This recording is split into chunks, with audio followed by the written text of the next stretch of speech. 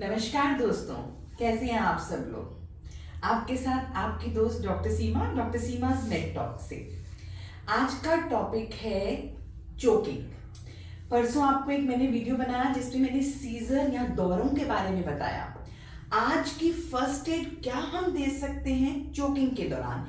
Choking होता क्या है, सबसे पहला सवाल। चोकिंग है आपका एयरवे ऑब्स्ट्रक्ट हो जाना, यानी कि आपकी सांस की नली में जब ऑब्स्ट्रक्शन हो जाती है, भले ही वो आप कुछ खा रहे हो, खाते खाते गलती से वो चला गया उसके अंदर या कुछ भी हो गया।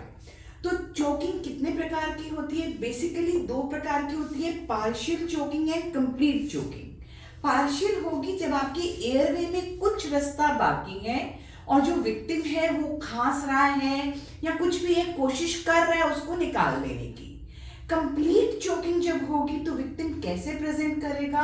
मोस्ट ऑफ द टाइम अपने गले को पकड़ के यूं और उनको सांस भी नहीं आ रही, बोल भी नहीं पा रहे और खांसी भी नहीं आ रही, यानी कि जो उनका प्रोटेक्टिव रिफ्लेक्स है खांसने का वो भी नहीं हो पा रहा, बिल्कुल चोक हो गए। और यूजुअली वो अपने क्लेंच्ड हाथ से गले को पकड़ते हुए आपको नजर आएंगे।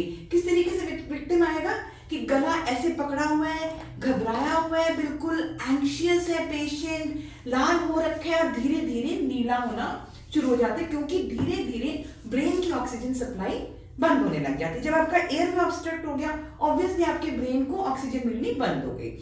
तो इस दौरान आपको किन चीजों का ख्याल रखना है और क्या आप ऐसे कर सकते हैं? आपके सामने किसी को चोकिंग हो रही है, you just can not leave the person, आप ऐसे छोड़ तो नहीं देंगे ना। तो आप बेस्ट क्या कर सकते हैं?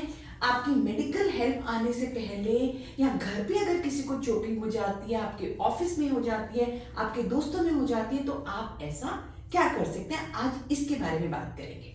पहली चीज है, अगर मरीज खांस रहा है तो उसको प्लीज खांसी करने दो। That is the best reflex, क्योंकि वो खांसी से जो उसका प्लग हुआ है, जो भी चीज है वो उसकी निकल जाएगी। उसके बावजूद अगर आप देख रहे हो कि खांसी से उसको नहीं फर्क पड़ रहा, तो आप उसकी किस तरीके से मदद करेंगे, ये मैं अपनी एक ये बच्ची है अनु, इसके ऊपर करके बताती हूँ। आजा बेटा। अनु चोकिंग हुई है? अरे यहाँ तो बोलो कि हुई है। तो ठीक है।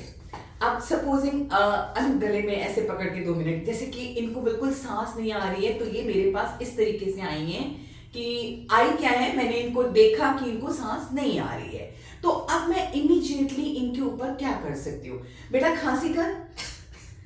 अब सिचुएशन ऐसी हो रही है कि वो खांसी भी नहीं कर पा रही है, तो मैं उनके ऊपर क्या करूं? पहली चीज है, मैं उसकी दोनों टांगों के बीच में थोड़ा सा वाइड कर ले, हाँ, उसकी दोनों टांगों के बीच में अपनी टांग एक रखूंगी, सो दैट हम सर ना टकराए हमारा और एक बैलेंस बना रहे। उसके बाद मैं उसकी दोनों शोल्डर ब्लेड्स के बीच में यहाँ पे धक्का दूंगी और उसकी चेस्ट को कंफर्ट में रख के बेटा सर नीचे, और यहाँ पे ऐसे करके बैक ब्लोज दूंगी। ये मैं 5 बैक ब्लोज दूंगी, 1 2 3 4 5। ये मैं झटके से दूंगी कि वो निकाल सके।